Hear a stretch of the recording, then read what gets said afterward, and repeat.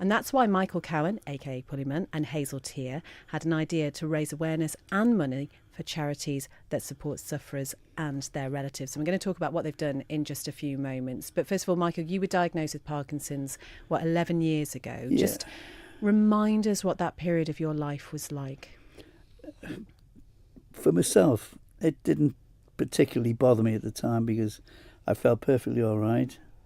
It was nothing that I was worried about particularly, and I thought it's just something else that you have to get on with. Gradually, as I got into it, it came home to me what it is. But I adapted well. I had good backup, and really, it hasn't hurt me all that much. The worst part is still to come because it's progressive, it is unstoppable, and it is incurable, whether you like it or not.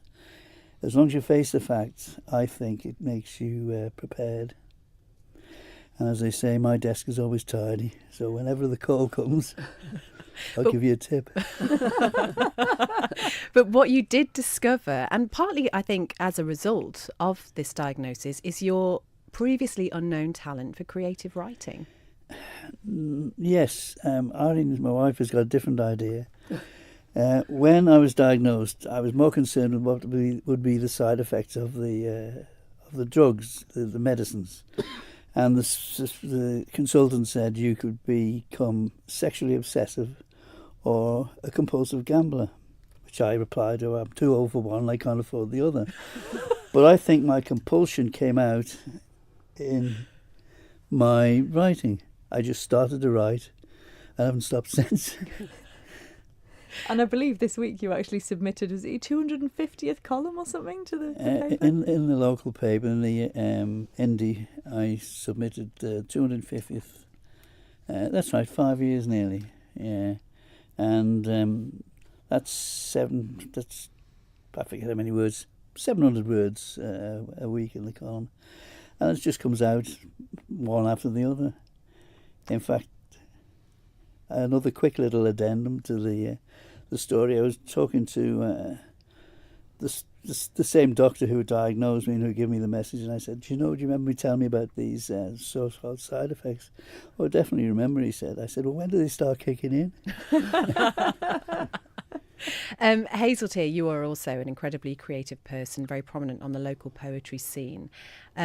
You spoke very movingly about Alzheimer's, which affected your mum, and she died of that last November. How did you, or how have you used writing to help you cope with that? Well, writing, it obviously helps you to get feelings out. It's a very difficult thing to talk about as well, dementia. It's not something I think people are just so... I think some people are embarrassed by, because obviously it comes with some very strange behaviours. It's not a subject that you can actually discuss with most people, and you really don't want to. And so a really good outlet is putting it down on paper. And I've got some really angry poems because, of course, part of grief is anger. And you grieve along the way. You can't finish grieving because the person's not dead, but they disappear slowly in front of your very eyes. And that's the painful part, really, because you can never get closure until they're actually dead. And so along the way, anger it has been a big part of the grief that has happened to, my mother, who was a lovely woman, intelligent, kind. So it's, getting it down on paper helps, and I can't read some of them out, but it's helped still to write it down. And what it also does when you have a creative talent, as you both have, is forge friendships, which is what happened with you two, isn't it? Yeah, we first went to an open mic night. I got hooked, and basically, simply, that's all it amounted to. Yeah, and when you're stuck, you're stuck. It's good, it's creative, but I don't think of it like that. I just write down my thoughts. We have a very honest relationship, and we don't always agree, but we're still friends at the end of the day, because I think that's part of the creative process, is not necessarily to agree. He's going to thump me in a minute.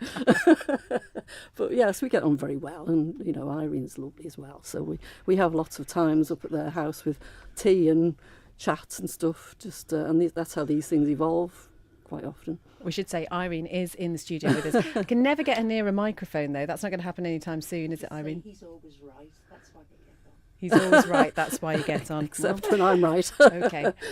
Probably leave that part of the conversation there.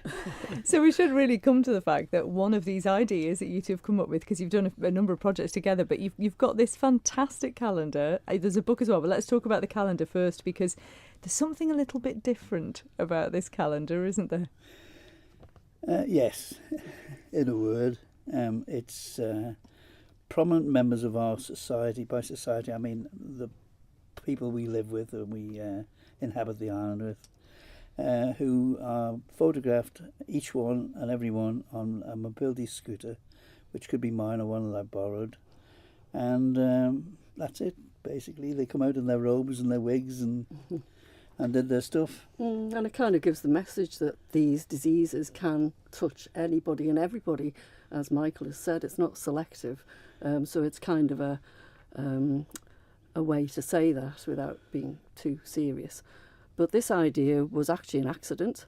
We were speaking to each other on the phone in January, thinking, what should we do with this year, project-wise? And Michael was laughing about the fact, laughing in a nice way, about the fact that the previous governor had been kind enough to be photographed sitting on his mobility scooter.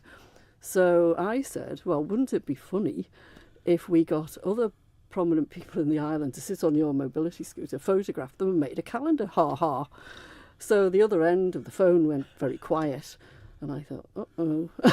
And he came back and said, do you know, that's a very good idea. And that was how it all started. And you have done exactly as you described. And actually, January is the current Lieutenant Governor, Sir Richard Gosney. What I really love, and I don't want to give too many of these away, but what I really love are the little captions that go with them. They are hysterical, some of them. Who can we thank for those? Was that a combined effort? It's a combined effort, very much so. Yeah, I'm sure you had to rein some of them in. And even with other people as well, we've run them past to see, because... You had to be diplomatic. February is the Chief Minister, Howard Quayle.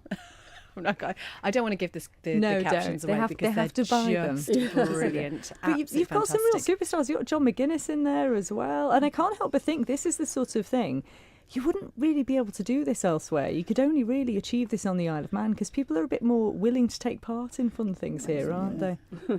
Yeah, we had the governor, you see, the chief minister, the bishop. You name it, if they wore a wig or Michael's very good at persuading people to do things. And nobody refused at all. I love the fact you call them willing victims. I mean, that is... They were, yeah. We have Dot Tilbury's face is an absolute it's picture. fantastic. She really got into the role. Brilliant. Speaker of the House of Keys, June Watterson. I think he enjoyed that, actually. He looks very regal there.